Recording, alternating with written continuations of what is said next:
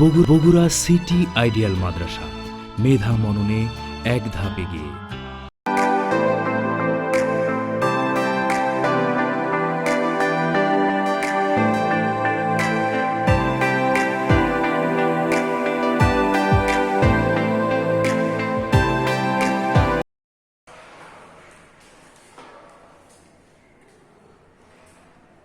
আসসালামু আলাইকুম ওয়া রাহমাতুল্লাহ। প্রিয় তারবিয়াতের ছোট্ট শিক্ষার্থীবৃন্দু, আশা করি মহান আল্লাহর রহমতে সবাই ভালো আছো এবং সুস্থ আছো। আলহামদুলিল্লাহ, আমিও ভালো আছি। তো এই জন্য মহান আল্লাহর শুকরিয়া যে আবারও তোমাদের সামনে ক্লাস নিয়ে চলে এসেছি আমি। তো আমি আজকে তোমাদের সাথে আলোচনা করব আজকের এই ক্লাসে তোমাদের অ্যারাবিক সাবজেক্ট থেকে। তোমরা তোমাদের অ্যারাবিক সাবজেক্টের এই যে আমাদের যে বই সোনামণিদের আরবি ইসলাম নৈতিক শিক্ষা 1, তোমরা এই বইটা হাতে নিয়ে নাও এবং এই বই থেকে আজকে যে আলোচনাটি করব সেই আলোচনা ভালোভাবে বুঝে তোমরা নিজেরা আয়ত্ত করার চেষ্টা করবে। তো ক্লাসটা অবশ্যই গুরুত্বপূর্ণ, যেহেতু অল্প কিছু লেখার সিস্টেম, নতুন কিছু লেখার সিস্টেম আমি তোমাদেরকে শেখাতে যাচ্ছি। তো অবশ্যই তোমাদের জন্য পুরোটাই খুবই প্রয়োজনীয় এবং দেখো কিভাবে তোমরা উত্তর করবে। তো আজকে আমরা অনুশীলনী 1 শেষ করব, কেননা তোমাদের আজকে আরবি বিষয়ের যে অনলাইন ক্লাস হচ্ছে তার ক্লাস নাম্বার 4। তো অলরেডি 3টি ক্লাস তোমরা করে এসেছো। তো 4 নাম্বার আজকের এই ক্লাসে আমি তোমাদের সাথে আলোচনা করব তোমাদের অনুশীলনী 1 থেকে যে গত ক্লাসগুলোতে তোমাদের সাথে আলোচনা করেছি আমি ক খ গ থেকে অনুশীলনী 1 এর। তো আজকে আলোচনা করব ঘ নং প্রশ্ন নিয়ে। তো ঘ নং প্রশ্ন তোমাদের কাছে অনেকটাই নতুন হতে পারে, কেননা তোমরা এইভাবে উত্তর কখনো লেখনি বা লেখায় যাওনি, একদিন তোমরা মৌখিক ক্লাস করেছো, মৌখিক পড়া দিয়েছো। তো আজকে এটা লেখার সিস্টেমটা আমি তোমাদের দেখিয়ে দিব তোমাদের কিভাবে করতে হবে। তো তোমাদের বইয়ের তোমরা 6 পৃষ্ঠা বের করো, অ্যারাবিক বইয়ের পৃষ্ঠা নাম্বার 6। তো পৃষ্ঠা নাম্বার 6 এ তোমরা দেখতে পাবে অনুশীলনী 1। অনুশীলনী 1 এর যে ধারাবাহিকতায় আমাদের ক্লাস চলছে সেখানে অলরেডি আমাদের এই উত্তরগুলো হয়ে গেছে ক খ গ। তো তারই ধারাবাহিকতায় আজকে আমি আলোচনা করছি ঘ নাম্বার। তো দেখো আমরা এখন এটাকে জানবো। ঘ নাম্বার প্রশ্নে বলা আছে সঠিক উত্তরের পাশে টিক চিহ্ন দাও। কি বলেছে তোমরা একটু বোঝো, আমি তোমাদের সুন্দরভাবে বোঝানোর চেষ্টা করব। বলছে আমি কি লেখা আছে ওটা লিখে দিই, তারপর বোঝাচ্ছি। সঠিক উত্তরের পাশে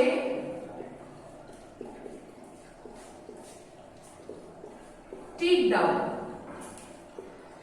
সঠিক উত্তরের পাশে টিক দাও, এটা বলছে। তো এটার অর্থটা আমরা এখন বোঝার চেষ্টা করব। তো দেখো একটি প্রশ্ন থাকবে, তোমরা একটু বোঝো। একটি প্রশ্ন দেওয়া থাকবে, তার 4টি উত্তর দেওয়া থাকবে। 4টি উত্তরের মধ্যে 3টি উত্তরই ভুল হবে, একটি উত্তর সঠিক হবে। সেই একটি উত্তরে তোমাদের এরকম একটা টিক চিহ্ন দিতে হবে। আশা করি বুঝতে পেরেছো। তো আমাদের একটা প্রশ্ন দেওয়া থাকবে, তার উত্তর থাকবে কয়টি? 4টি। 4টির মধ্যে 3টির উত্তর ভুল হবে, একটি উত্তর সঠিক হবে। সেই সঠিক উত্তরে তোমাদের দিতে হবে এমন একটা টিক চিহ্ন দিতে হবে। আশা করি বুঝতে পেরেছো। তো নাও দেখো আমি প্রশ্নটি লিখছি। যেমন দেখো ঘ নাম্বারের 1 দেওয়া আছে। 1 নাম্বার প্রশ্নে দেওয়া আছে কোরআন মাজিদের ভাষা। লেখা আছে কোরআন মাজিদের ভাষা, এতটুকু দিয়ে দেওয়া আছে। তাহলে কোরআন মাজিদের ভাষা কি, এটা তোমরা সবাই উত্তরটি জানো। তারপরে দেখো বইয়ে দেওয়া আছে কি কি। বইয়ে তোমাদের দেওয়া আছে বাংলা, তারপরে দেওয়া আছে হিন্দি,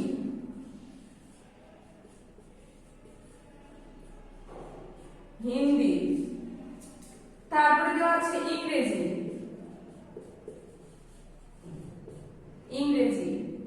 তারপরে দেওয়া আছে আরবি। তো শিক্ষার্থীবৃন্দু তোমরা একটু খেয়াল করো, আমি একটু আগে বলেছিলাম একটি প্রশ্ন থাকবে, তার 4টি উত্তর থাকবে। কয়টি উত্তর? চারটি। ভালো করে বোঝো, চারটি উত্তরের মধ্যে তিনটি হবে ভুল, একটি হবে সঠিক। সেই সঠিকটাতে আমাদের কি করতে হবে, পাশে একটা কি দিতে হবে, টিক চিহ্ন। তো দেখো আমরা এখানে জানবো কোরআন মাজিদের ভাষা কি। তো তোমরাই বলো দেখি, বাংলা ভাষা? এটা নয়, তার মানে এটা ভুল। হিন্দি ভাষা? না, এটাও নয়, তার মানে এটা ভুল। ইংরেজি ভাষা? না, এটাও নয়, তার মানে এটাও ভুল। তার মানে তিনটে আমরা পেয়েছি কি ভুল। সঠিক কোনটি? আরবি। সঠিক কি? আরবি। তো অনেক মজার না? আসলে বুঝতে পেরেছো এটা আশা করছি। তো আরবিটা হবে আমাদের সঠিক উত্তর। তো সঠিক উত্তর আমাদের কি দিতে বলেছে? টিক দিতে বলেছে। তো সেই টিক চিহ্ন তোমরা চাইলে এখানেও দিতে পারো, এখানেও দিতে পারো। তো আমি দেখো প্রশ্নের উপরে টিক চিহ্ন দিয়ে দিচ্ছি। এই যে আমরা একটা টিক দিয়ে দিলাম, তাহলে আমার উত্তর হয়ে গেল। আশা করি বুঝতে পেরেছো।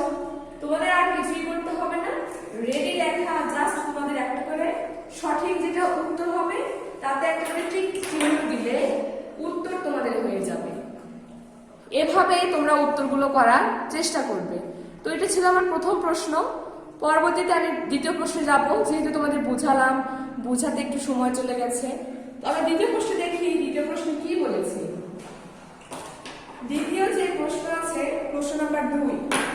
প্রশ্ন নাম্বার 2 বলেছে আরবি হরফের প্রথম হরফ কি?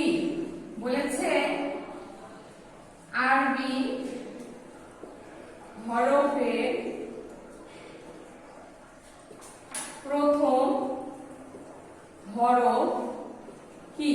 অর্থাৎ আমরা কোথা থেকে শুরু করি? দেখো এখানে ক নম্বরে দেওয়া আছে আলিফ, খ নম্বরে দেওয়া আছে ফা, গ নম্বরে দেওয়া আছে লাম,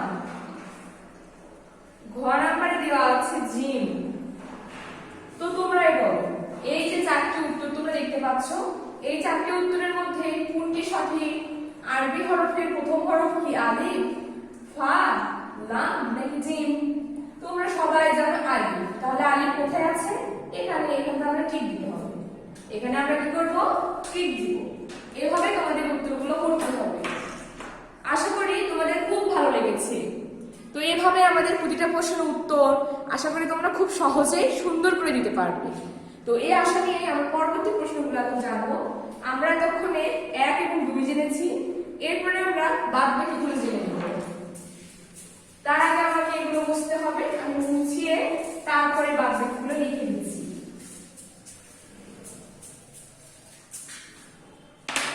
না দেখো, আমাদের এবার জানবো 3 নম্বর প্রশ্ন। 3 বলেছে আরবি হরফের শেষ হরফ কি? এটা আমাদের জন্য ইজি হবে। আরবি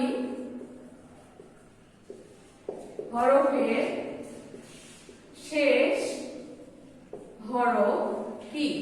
তো শেষ, সর্বশেষে কি কি থাকে দেখো তো। এখানে দেওয়া আছে তা। কি দেওয়া আছে? তা। তারপরে দেওয়া আছে কফ, তারপরে দেওয়া আছে ইয়া, তারপরে আছে নুন। তো তোমরা এখন খুঁজে বের করো কোনটি আমাদের শেষ হরফ। আরবি হরফের শেষ হরফ কোনটি? তা, কফ, ইয়া না নুন?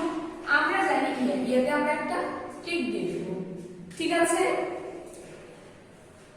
তারপরে প্রশ্ন নাম্বার 4। প্রশ্ন নাম্বার কত? 4। দেওয়া আছে আরবি হরফ মোট কয়টি? লিখছি আমি, দেখো আরবি হরফ মোট কয়টি? তো উত্তরে নাম্বার কতে বলেছে 10টি। নাম্বার কতে বলেছে কি? 10টি। নাম্বার খতে বলেছে 29টি। নাম্বার গতে বলেছে 20টি।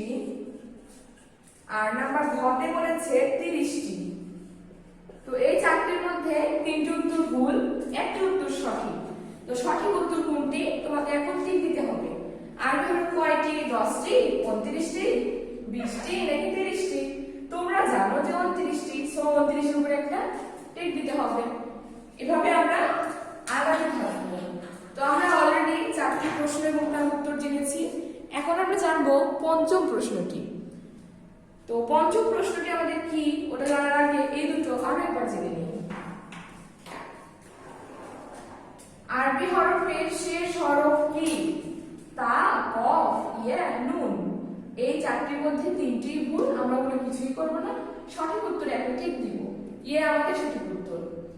আরবি হরফ মোট কয়টি? 10টি, 29টি, 20টি না 30টি? আমাদের উত্তর হবে 29টি। সুতরাং আমরা 29 এর উপরে কি দিয়েছি? একটা টিক চিহ্ন দিয়ে নিয়েছি। এই হচ্ছে আমাদের চারটি প্রশ্ন অলরেডি শেষ। আমরা এখন জানবো পঞ্চম নাম্বার প্রশ্নটি। তো পঞ্চম নাম্বার প্রশ্নে কি দেওয়া আছে তোমরা একটু খেয়াল করো। পঞ্চম নাম্বার প্রশ্নে দেওয়া আছে নাম্বার 5। 5 এ দেওয়া আছে কোরআন মাজিদ পড়তে হয়। কোরআন মাজিদ পড়তে হয়। তো কোন দিক থেকে আমরা এখন সেটা জানবো। ক নম্বরে বলেছে বাম দিক থেকে। বাম দিক থেকে। খ নম্বরে বলেছে ডান দিক থেকে।